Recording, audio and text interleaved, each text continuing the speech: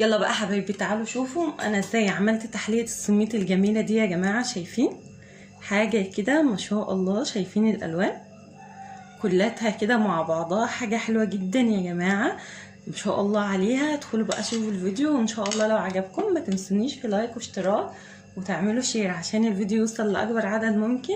تجربة حلوة جدا وبسيطة وكلها مكونات موجودة في قلب البيت، بس ان شاء الله لو عجبكم ما تنسونيش في لايك واشتراك وتعملوا شير عشان الفيديو يوصل لاكبر عدد ممكن.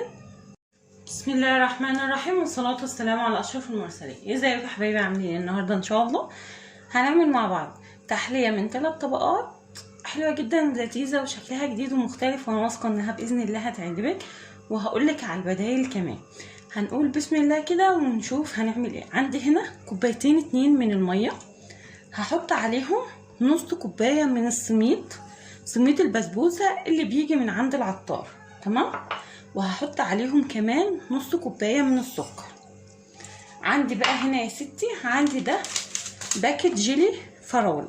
ما عندكيش جيلي فراولة تقدري تحطي شربات فراولة، تقدري تحطي شربات رمان، تقدري تحطي تستبدلي عن ده وعن ده وتلغيه خالص وتحطي لون احمر غذائي لو انتي حابه، تمام.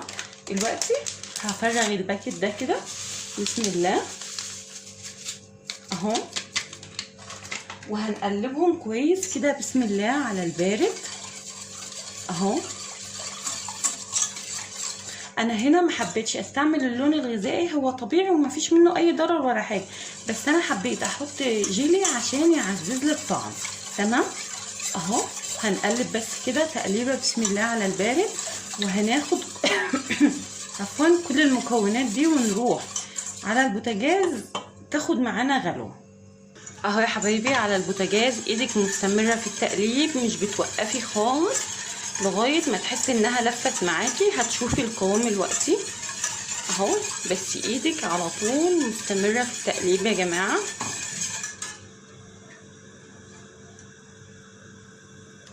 تقليب مستمر يا جماعه كده، مش ايدك بتقف. شايفين هتبدا تربط معايا، هتحسي انها ربطت معايا زي المهلبيه كده، بس هيكون قوامها اتقل شويه، تمام اهو. هي خلاص بدات تربط معانا اهي اهي.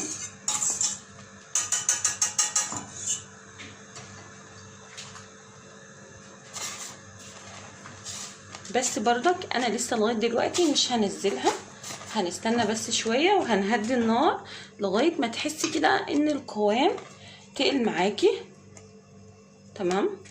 يعني احنا عايزين قوام تقيل مش قوام خفيف، فده هيجي مع الغلي. طول ما انت بتغليها شويه القوام هيتقل معاكي اهي يا جماعه كده.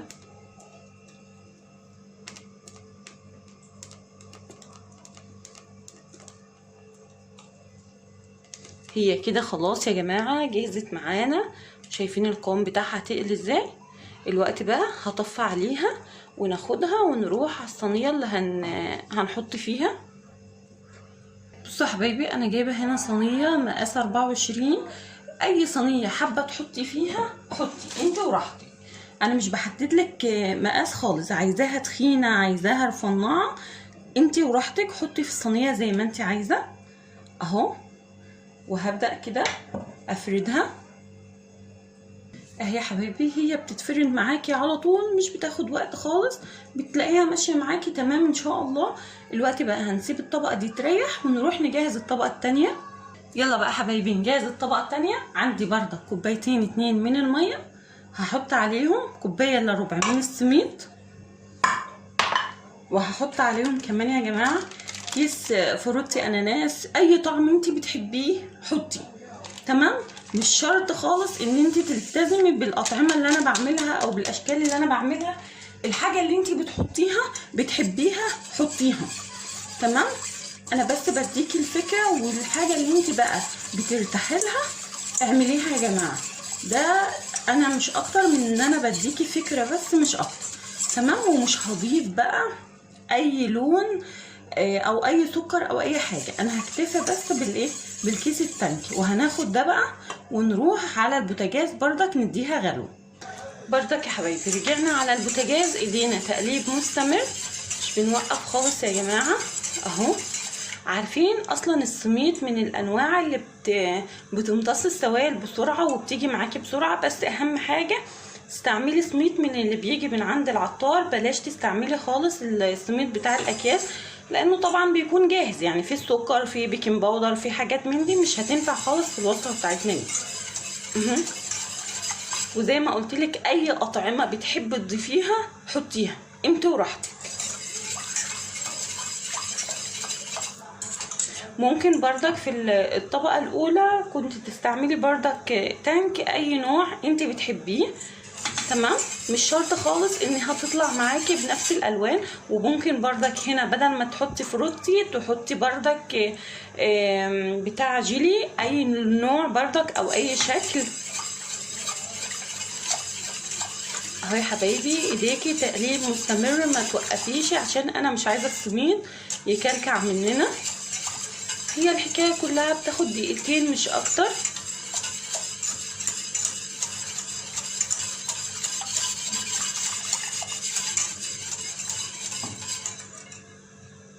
اهو يا حبايبي شايفين ربط معايا بسرعه، بس بردك بخليه ياخد غلوتين على البوتاجاز، عشان انا عايزه السميد يكون مستوي ما احسش انه ني، تمام اهو.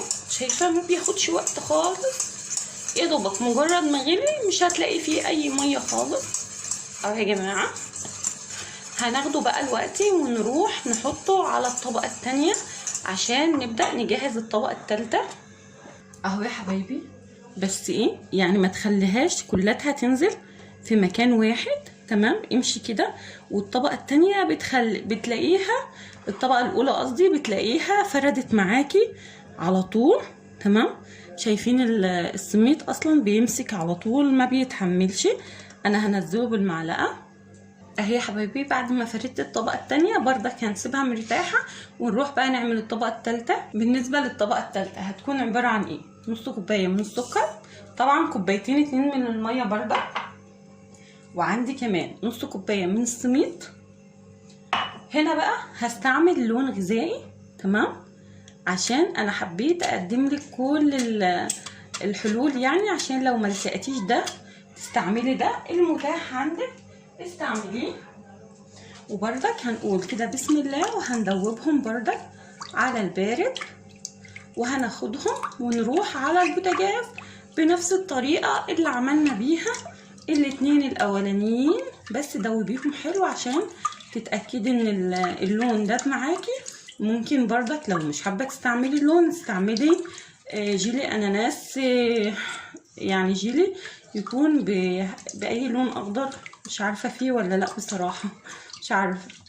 هدوبهم بقى كويس وناخدهم يلا ونروح نغليهم على البوتاجاز غلوه. على فكره هو لونه هنا مش طالع زي اللون اللي في الحله، اللون بتاع الكاميرا طلع باهت شويه يعني، بس احنا هناخده بقى كده ونحطه على البوتاجاز. بصوا بقى حبايبي ده الخليط بتاعي اهو بعد ما جهز على البوتاجاز. يعني انا ما حبيتش اصوره بالنسبه ان انا صورت الاتنين التانيين، هو بنفس الطريقه برضك. انتوا لو لاحظتم هتلاقوني كنت عامله الطبقه اللي هي الاولانيه خالص خفيفه زي ده كده، والطبقه التانية كانت تقيله شويه، تمام.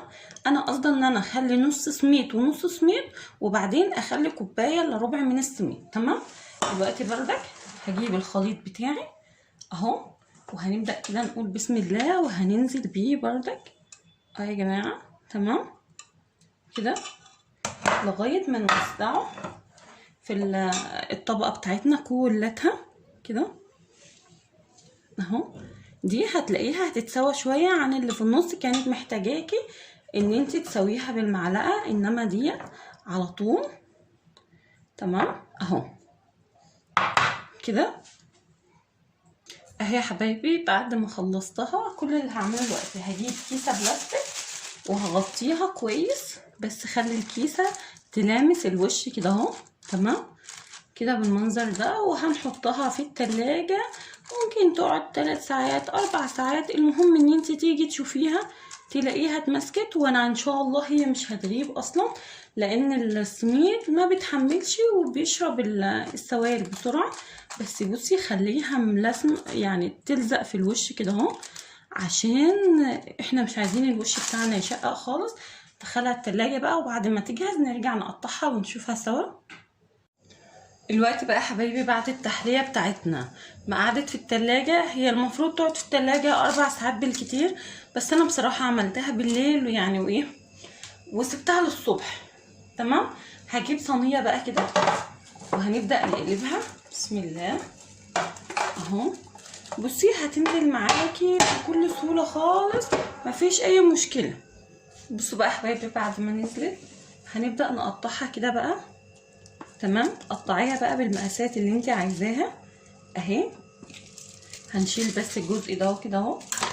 تمام اهي يا جماعه شايفين، حلوه جدا، تحليه جميله هتعجب الولاد خالص. هنشيل الاطراف اهو، بس ايه انزلي بالسكينه خرطه واحده كده اهو. تمام اهو يا جماعه شايفين، حلوه جدا بصراحه. وبعدين بقى هنقطعها طرنشات. بس ايه بصوا انا حسيت انها خدت معايا وقت شويه على ما نزلت من الصينيه، بس هي نزلت بردك، بس اتقطع منها حته، فممكن نبقى ندي للصينيه دهنه زيت خفيفه كده. تمام اهو. هنقطعها بقى كده بالمنظر ده.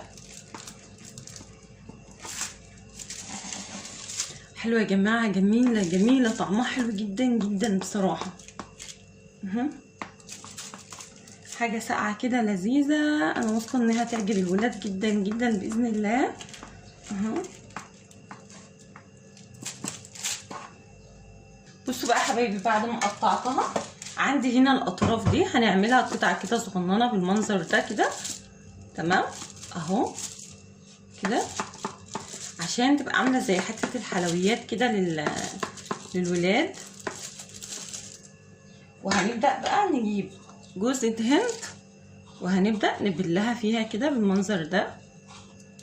شايفين يا جماعة طلعت معانا بشكل تاني خالص. وهنرصها في طبق بردك، حاجة كده عارفين عاملة زي الجيليتي، طعمها حلو جدا جدا. ممكن بردك شوكولاتة فرنسية، اي حاجة حابة تشكليها. وبردك لو حبيتي تسيبيها بالشكل اللي هي فيه ده زي ما انتوا شايفين شكلها حلو جدا وهتعجب الولاد ان شاء الله. اهو ودي بقى حبايبي شكلها بعد ما اتقطعت حلوه جدا يا جماعه، وان شاء الله مطلعه كميه حلوه جدا. شايفين الطبقات شكلها عامل ازاي، حلوه جدا جدا جدا ما شاء الله. وزي ما انتوا شايفين كلها حاجات طبيعيه خالص، احنا ما استعملناش غير الالوان في اللون الاخضر، وانتي ممكن تستغنى عنه خالص لو انتي مش حباه، مفيش اي مشكله. ويا رب بقى الطريقه تكون عجبتكم ان شاء الله. لو عجبكم ما تنسونيش في لايك واشتراك وتعملوا شير عشان الفيديو يوصل لاكبر عدد ممكن. مع السلامه، ونتقابل في وصفات تانية كتيره باذن الله.